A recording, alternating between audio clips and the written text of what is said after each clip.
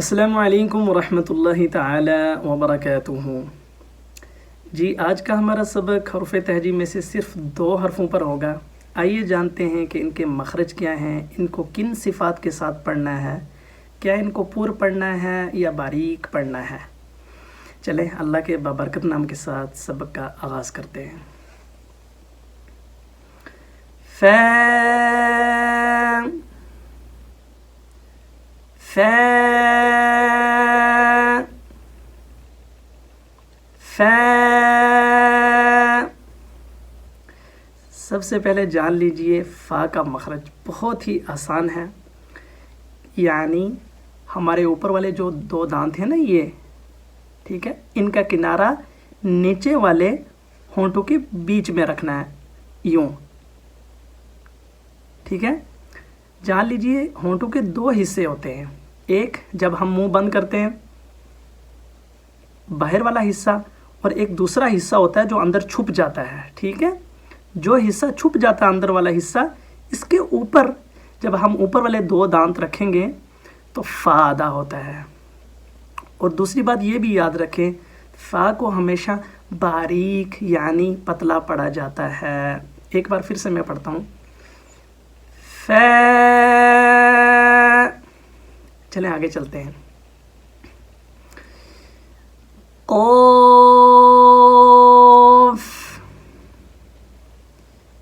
قاف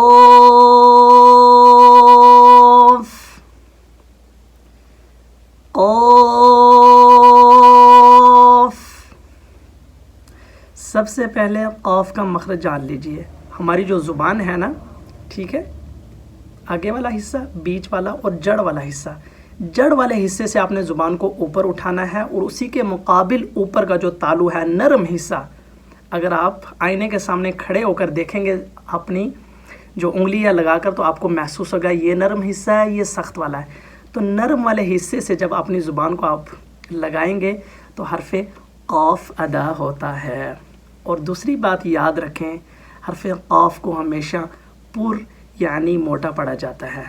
ایک بات اور یاد رکھیں کہ حرف قاف کے پڑھنے میں ہم میں سے بعض لوگ خطا کرتے ہیں کہ وہ جب حرف قاف کو ادا کرتے ہیں تو اپنے منہ کو گول کرتے ہیں، قاف، ٹھیک ہے، وَقَالَ الَّذِينَ، یہ غلط ہے، ائمۃ القراء نے اسے غلط کہا ہے اور یہ عیب ہے، ٹھیک ہے۔ کسی بھی حرف کو موٹا کرنے کے لیے ہمیں اپنی زبان کو اقص اللسان سے یعنی جڑ والے حصے سے زبان کو اوپر اٹھانا ہے، تو وہ حرف موٹا ہو جاتا ہے۔ لوگ ایک خطا اور کرتے ہیں کہ وہ حرف قاف کے مخرج کو ضرورت سے زیادہ نکالتے ہیں، مثلا قاف،